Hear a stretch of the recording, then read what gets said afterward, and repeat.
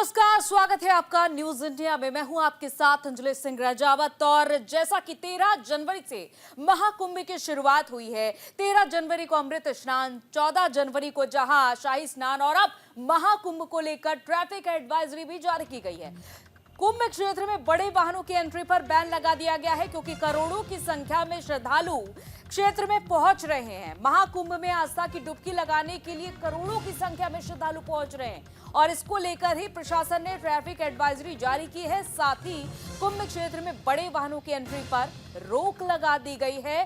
जैसा कि आप हवाई तस्वीर भी आप देख पा रहे हैं, एरियल व्यू देख पा रहे हैं कि बड़ी संख्या में, करोड़ों की संख्या में भक्त पहुंचे डुबकी लगाने के लिए। और यह अनुमानित तौर पर बताया जा रहा है तमाम रिपोर्ट्स के अनुसार कि 3.5 करोड़ श्रद्धालु आस्था की डुबकी लगाने के लिए पहुंचे हैं, जहां अलग अलग अखाड़ा के संत महंत भी पहुंचे हैं। और कुछ ऐसा नजारा रहा है संगम तट का, जहां पे भी आप नजर दौड़ाएंगे ये भीड़ आपको नजर आएगी श्रद्धालुओं की। और इसी तरह से आस्था की डुबकी लगाई गई 13 और 14 जनवरी को, और अभी भी श्रद्धालु बड़ी संख्या में पहुंच रहे, क्योंकि अनुमानित तौर पर बताया गया था कि 45 करोड़ श्रद्धालुओं की पहुंचने की आशंका है।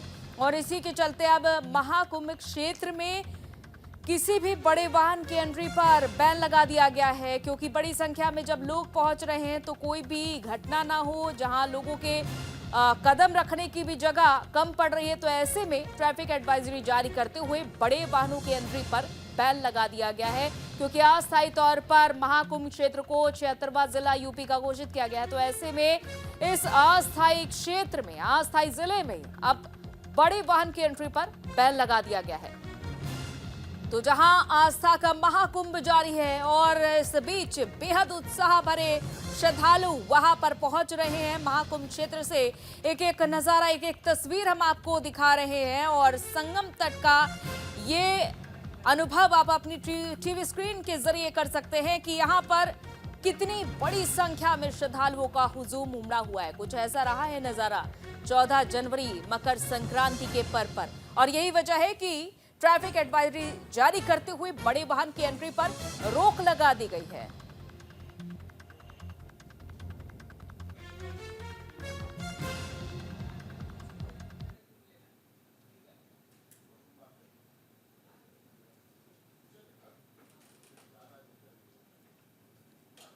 और महाकुंभ को लेकर एडवाइजरी जारी की गई है। पुलिस ने ट्रैफिक एडवाइजरी जारी की है, यातायात को जरूरी दिशा निर्देश दिए हैं। बड़े व्यावसायिक वाहनों पर प्रतिबंध रहेगा। पहले दिए गए सभी के पास निरस्त होंगे। मेले में 40 करोड़ श्रद्धालुओं के आने की भी संभावना जताई जा रही है।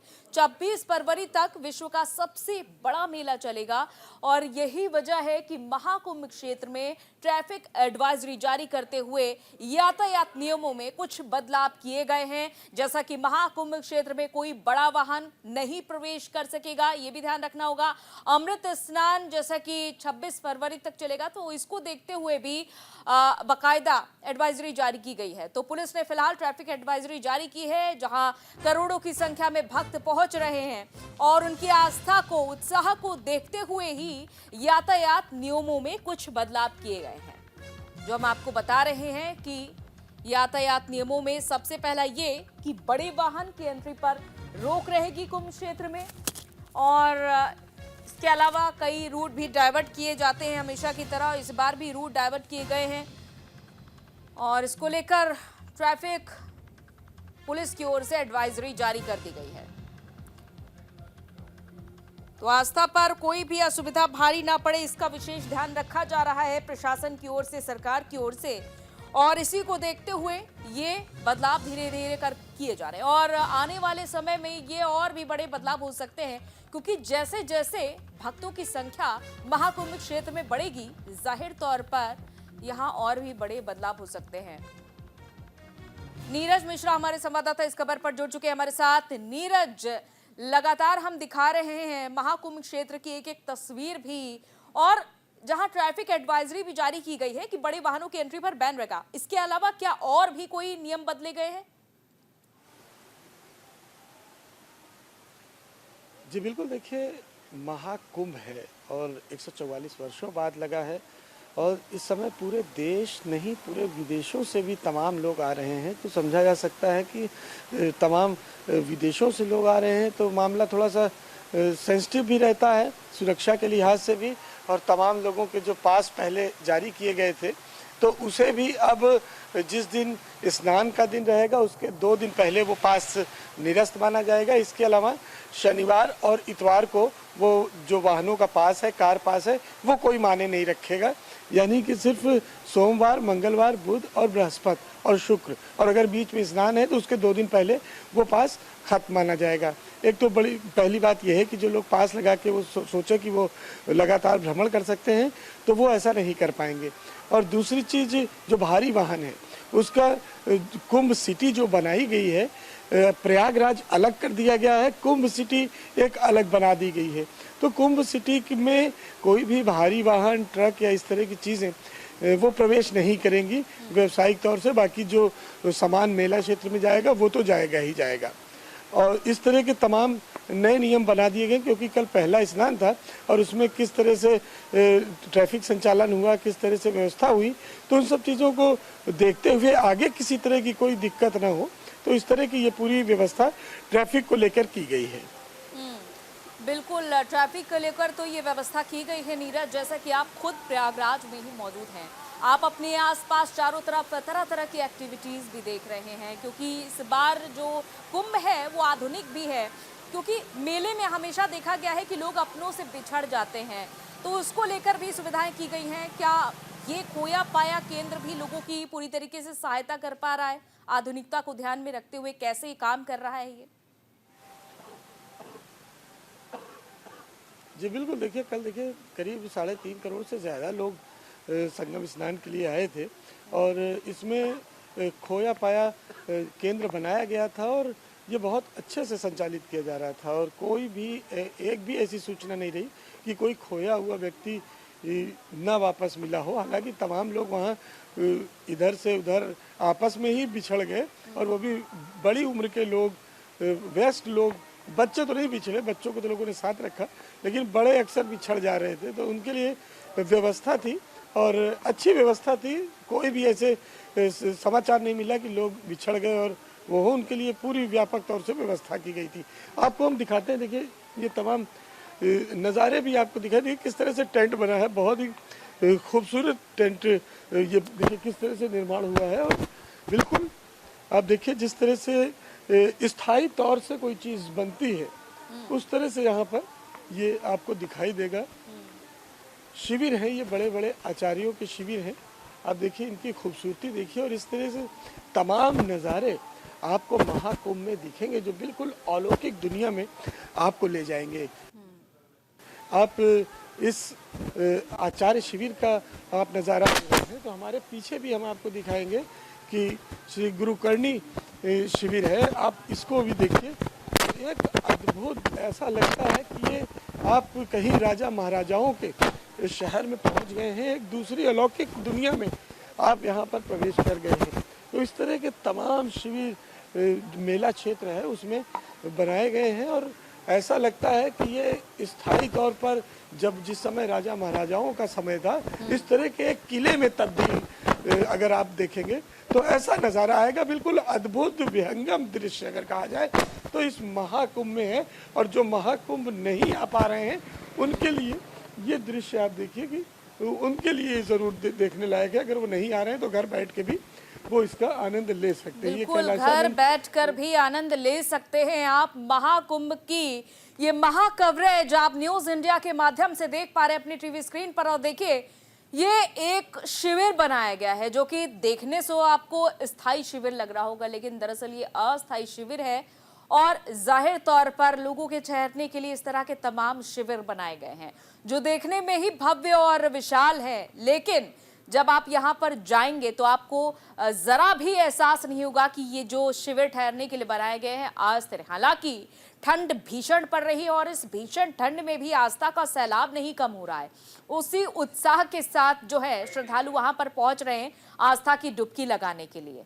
और जहां 2 तारीख तो निकल गई, सुंदर, अच्छी सुंदर, सब सनातन का आनंद हो रहा है। और क्या है, राम जी की कृपा है, ठंड बंड कुछ नहीं है। आपका प्लान है? अब प्लान रामलला के दर्शन करेंगे और मतलब ये घर जाएंगे। आप आप इंतजार कर रहे थे कुंभ का 24 का। आज शाम तो रहता ही है, पूरे 12 साल इंतजार रहता है। क्या नाम आपका? विष्णु स्वरूप अग्रवाल।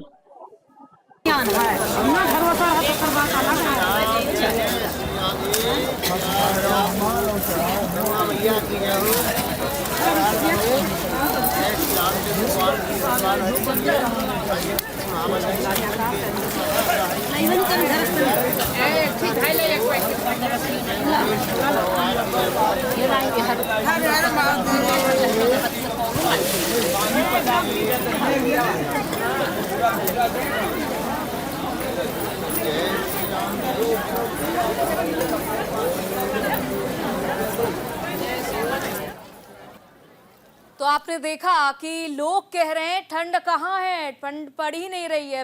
वापस से नीरज का रुख कर लेते हैं। नीरज, प्रयागराज का पारा अगर देखा जाए तो अभी 10 डिग्री सेल्सियस के करीब होगा अगर मैं सही हूं तो, और इसी भीषण ठंड में आप भी मौजूद हैं। देखिए, हम अगर वहां पर पहुंचेंगे तो बिना स्वेटर बिना जैकेट के तो वहां पर खड़े भी नहीं हो सकते, लेकिन जरा श्रद्धालुओं को देखिए, वो आस्था की डुबकी लगाने के लिए तैयार हैं और कह रहे हैं कि हमें तो ठंड का एहसास ही नहीं हो रहा है। जी बिल्कुल, देखिए, जब व्यक्ति या आदमी का मन भक्ति भाव में और सांसारिक चीज़ों से थोड़ी देर के लिए भले दूर हो जाता है, उस समय उसे गर्मी, सर्दी, बरसात कोई उसको किसी भी तरह का एहसास नहीं होता। ये देखिए, सुबह का वक्त है और तमाम जो श्रद्धालु हैं जो स्नान करने के लिए निकल चुके हैं, और ये सिलसिला सुबह से ही शुरू हो जाता है। करीब 4 बजे से तमाम श्रद्धालु ये जाने लगते हैं, सीधे यहाँ से जाकर संगम नदी में माँ गंगा में स्नान करेंगे। ऐसा लगता है कि माँ गंगा की गोद में जाते हैं, और जब कोई भी अपनी माँ की गोद में जाता है तो उसे ठंडी और गर्मी और बरसात, इन सभी किसी भी तरह का एक कष्ट महसूस नहीं होता। तो माँ गंगा की गोद में जाने के लिए ये सुबह सुबह ये सभी श्रद्धालु निकल चुके हैं। देखिए, सुबह से ही आपको देखिए ये तांते लगा हुआ है। कल चूँकि पूरी तरह से स्नान का दिन था, लेकिन अब ये सिलसिला लगातार 45 दिनों तक यूं ही चलता रहेगा, और ये दिन भर यहाँ पर आपको लोग स्नान करते हुए मिलेंगे, ध्यान करते हुए मिलेंगे, पूजा करते हुए मिलेंगे, और इसी तरह का अलौकिक नज़ारा जो कि शायद अब हम लोग दोबारा जब आएगा 144 वर्षों बाद तो कोई रहेगा नहीं। तो इसलिए बिल्कुल, जाहिर तौर पर संगम नगरी का हर एक नजारा हमारे संवाददाता नीरज और हमारी न्यूज इंडिया की अलग अलग टीमें दिखा रही हैं, लेकिन आस्था के इस महाकुंभ में देखिए सैलाब कितना उमड़ा हुआ है। जरा आप अपनी नजरों से देखिए कि ये संगम तट है और जहां पर भी नजर डालेंगे आपको लोग ही लोग यहाँ पर नजर आएंगे। कई तस्वीरें भी संगम से वायरल हो रही हैं, महाकुंभ क्षेत्र से वायरल हो रही हैं। अलग अलग वेशभूषा में तमाम साधु सन्यासी साध्वी पहुंच रहे हैं और अपनी अलग अलग मिसाल, अपना अलग अलग संदेश भी दे रहे हैं लोगों को कि किस तरह सब कुछ पीछे छोड़कर वो सन्यासी बन चुके हैं। उन्होंने साधु का रूप धारण कर लिया है सिर्फ मोक्ष की प्राप्ति के लिए, और मोक्ष की प्राप्ति के लिए ही महाकुंभ में आस्था की डुबकी लगाने के लिए सभी लोग पहुंचते हैं, और विदेशी नागरिक भी पहुंच रहे हैं। सिर्फ देश नहीं, विदेशों से भी लोग महाकुंभ क्षेत्र में प्रवेश कर रहे हैं, और एक एक तस्वीर हम इसीलिए उजागर कर रहे हैं कि देखिए, समझिए कि किस तरह से आस्था, सनातन एक बड़ा जो भारत मैसेज देता है, ये विदेशों तक भी पहुंचता है, और विदेशी भी सनातन धर्म को मानते हैं। और यही सनातन धर्म की खूबसूरती भी है कि सनातन हर किसी को बाहें फैलाकर अपनाता है। तो देखिए, ये महाकुंभ पर न्यूज इंडिया की महा कवरेज लगातार जारी है, और आस्था की एक एक तस्वीर हम आपको दिखा रहे हैं। अपनी अलग अलग वेशभूषा के कारण साधु संत लगातार सुर्खियों में है। कोई रुद्राक्ष की जटाएं धारण किए हैं, भारी संख्या में रुद्राक्ष धारण किए हैं, तो कोई सालों से अपना एक हाथ खड़ा किए हुए है, और इसी तरह से तमाम साधु संत जो अपने हठ योग के लिए जाने जाते हैं महाकुंभ क्षेत्र में नजर आ रहे हैं।